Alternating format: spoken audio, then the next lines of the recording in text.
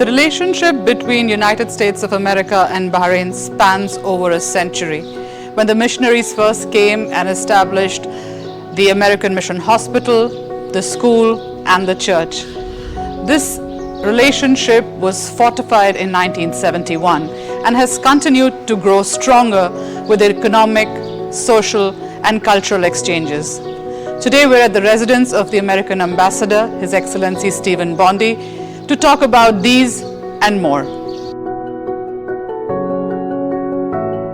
Now, I wanted to ask you about the different initiatives that the US Embassy has in place to strengthen these relationships between Bahrain and the US. Sure. Well, first I want to welcome you to the American Ambassador's residence here in SAR. Thank you. This has been the home of American ambassadors for well over 30 years, and we're delighted that you and the team are here.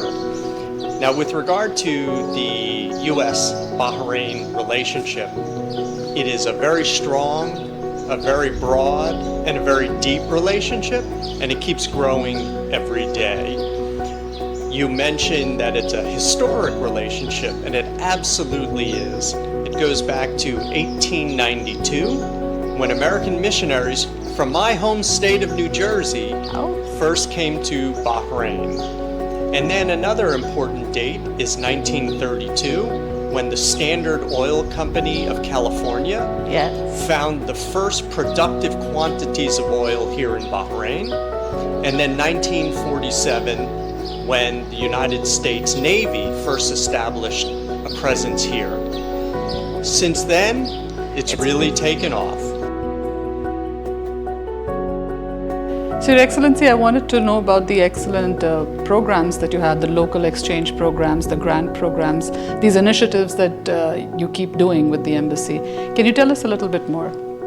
Absolutely. Well, look, the basis of our relationship with Bahrain is people-to-people ties. So we consider it very, very important to do what we can from the embassy or from the United States government in Washington to bring citizens of our two countries together. So the big programs that we have here are educational, cultural, technical assistance, English language, all of the fundamentals to ensuring that Bahraini citizens are as well prepared as they can be to enter the job market. Your Excellency, in your long distinguished career, you've been in the Middle East a lot. You've worked in Afghanistan, you've served in UAE, Jordan, Egypt, and 2 stints in Bahrain. What is it about the Middle East that fascinates you, especially Bahrain? Yeah, so when I joined the Foreign Service 32 years ago, I never expected I would only be serving in the Arab world or in the Middle East, but that's how it worked out. And of course, it's been fascinating. And the best thing about the Middle East, of course, are the people. Endlessly interesting, very engaged in world affairs. And I'll say here in Bahrain, these are the most welcoming people I've ever been around. They're very open to outsiders. They love to talk about their country. They love to learn about you. It's a really fabulous place to be serving as an American diplomat. And your spouse, Megan, has had some great experiences here as well. You were here 15 years ago with His Excellency. Tell us about some of your experiences from back then, and has Bahrain changed in that time? Oh my gosh, it has changed. We were coming from Egypt, which we had spent 4 years with our young kids at that time, 2 and 5, and moving to Bahrain. They were super sad to leave, but they were excited for a new adventure, and it was really a great time. So it really was a good change for them to be in a place where they could be in a compound and have friends and go ride their bikes and not worry about, such a large city. So it was a nice change. There were some pictures you were going to show us. Yes, let me show you. I had kept them. It's actually the day that they left Egypt, and then some pictures of them now. So, and then pictures from their time here back in 2004 to 2007 from St. Christopher's. Oh, that's lovely. Yeah. So here's a picture of Rachel and Drew the day they left Egypt. They were cuddled on the bed, clutching their books, and then they came loved Bahrain. This is some images from their time in Bahrain back then, and here they are now. And Rachel just got married, so Oh, that's lovely. I kind of keep all of them here. And this is interesting. That's Steve, 18 years ago, at this particular right there in the house. That's such a nice. funny? We should try and recreate that, perhaps. Yeah. There you go.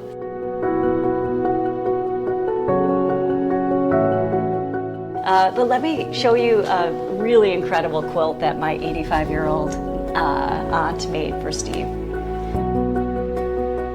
I just wanted to show you this amazing quilt that my Aunt Jan made for Steve right before he came to Bahrain in the red, white, and blue. She actually signed it, which is a quilter's, what they do in quilting. And we just think it's really special. And here's my Auntie Jan. So I thought you'd enjoy it. You were telling me something special about that photograph as well. Yeah. That is a picture of Manhattan Beach. Steve and I met in Manhattan Beach. He was a salesman, and I was into party planning. So nothing to do with the Foreign Service. So, and it reminds us of our time when we first met and fell in love. And how many years ago was this? 32 years ago. That's a long time. Time flies, yeah. And how much longer after that did he get into the diplomatic services? It was months. So we met, and 6 months later we were engaged. And I'm from a family of 8, never heard of the Foreign Service. But I said, hey, there's parties, so I'm in. So it was great.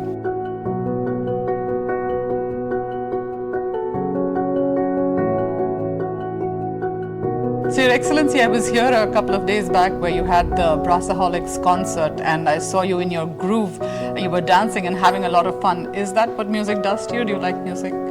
Yeah, so Sonorita, that was a very, very memorable experience where the U.S. Embassy, in conjunction with the State Department in Washington, actually brought over to Bahrain a band from New Orleans. They are a brass, jazz, funk, go-go band, and they played with such energy. It was very exciting.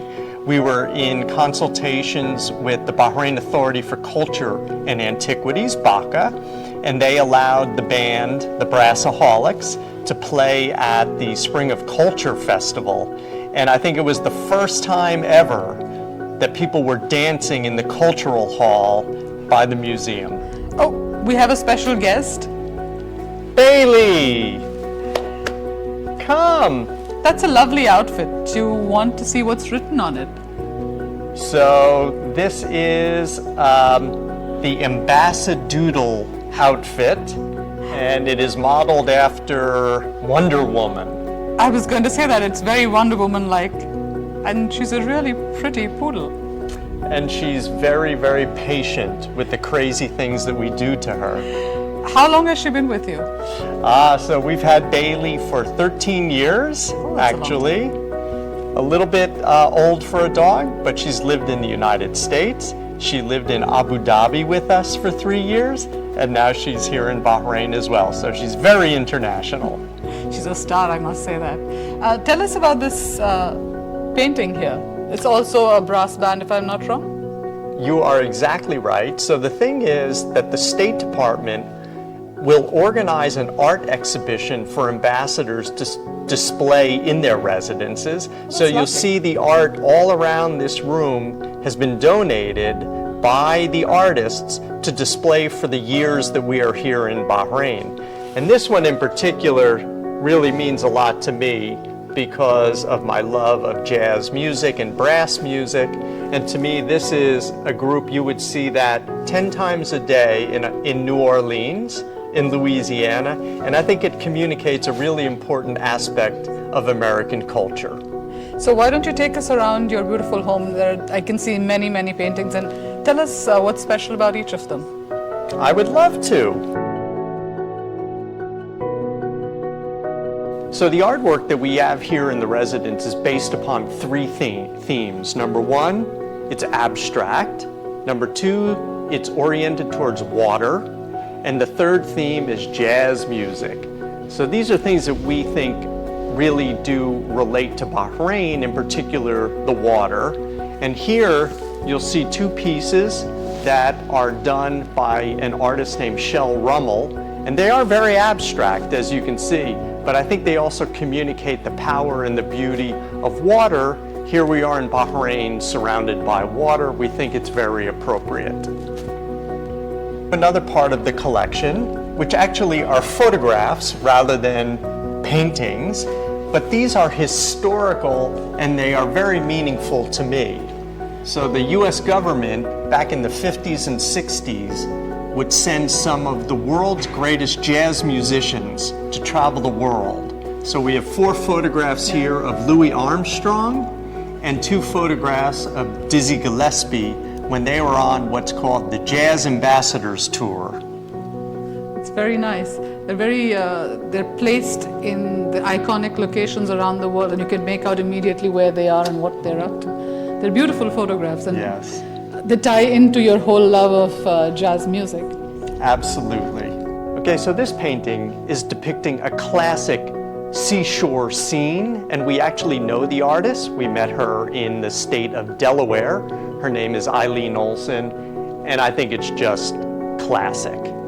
And keeping with the same water theme, this one is called Living Waters, and if you look at it closely, you can sense the motion of a wave breaking. And then the final 2 pieces that we have here are actually done by different artists, but they could be companion pieces. They have many of the same colors and the same abstract look to it. So this one is called Native Truth. And so this last piece is called Stored Memories, and it's very abstract. You're not sure what it is, but for me, I like to look at these and I like to contemplate and I like to impose my own thoughts on them, and we hope our visitors to the house will do the same.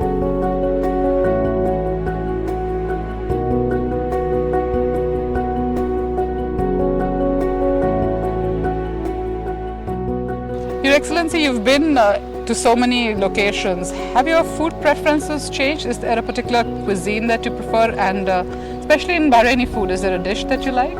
So I like the food wherever I go. I like everything, but I'll tell you, my favorite things here in Bahrain are hamur, which I love, safi, the fish, with a beautiful sweet rice called muhammar, which is delicious. And for me, I always like to finish off a good meal with Ali, which I think is my favorite sweet ever. Very traditional. And from back home, what do you like? Is there a favorite there? So back home, I really love barbecue. I love to grill meats, and I actually do a lot of that on my own back home. I have more time, and so I will slow cook a big piece of meat for like 4 or 5 hours. Wow, that's a relaxing day for you then. It is. I love it. And of course, my wife is a fabulous chef, so most of the time I'm enjoying her cooking. So, Your Excellency, you've been in Bahrain 15 years ago and you've come back again. What is your favorite place to go to in Bahrain, and how do you think Bahrain's changed in this time? Well, Bahrain has grown tremendously and developed. It is a much more modern and plugged-in economy now than it was 15 years ago. But I have 2 favorite places. When we were here before, when our children were young, we always would go to the Bahrain fort and climb around and do lots of exciting things. So that's a real favorite. And now a new place, since we've been back this time, is the Purling Path in Muharraq. And we really enjoy going on that. It's probably a 2-hour walk, and you see all types of beautiful things, and in particular, renovated buildings that show Bahrain's history. So, Your Excellency, apart from your work at the embassy and all the official things you have to do, what is it that you like doing in your spare time? Well, the thing I really love to be is with my family and my friends. Unfortunately, my children are now grown and they're in the United States, but my wife is here. And we like to travel around. We love history, we love culture, we love to see things. But as for me, I also love to exercise. I'm a runner. Oh, that's nice. Have you done a couple of marathons in Bahrain? Not quite. I've done 10Ks, but my wife is a marathoner. She's the real runner in the family. Just before we let you go, a message for our viewers and our readers there are a lot of languages that you know. Which one would you prefer? English, Arabic, Spanish, Farsi? Well, I've studied a lot of languages, but at this time I really only speak Arabic any good, And I just want to say أنا عايز أقول لكل الناس هنا في البحرين أنا مبسوط جدا أكون هنا في بلدكم وفي رأيي هذا بلاد يعني جميل والناس في الحقيقة كرماء جدا وإحنا مبسوطين جدا نكون هنا في البحرين. Oh, you've got to translate that for us in English. So I said to all of the people in Bahrain, we are very happy to be here in your country, and we feel very honored to be serving here, and it's really a wonderful place to be. Excellent. Thank you, Your Excellency, for having us in your beautiful residence and sharing with us all these beautiful experiences that you've had and letting us know a little bit more about the things that you love in art and culture as well. Thank you so much. It's really my pleasure. Happy to do it.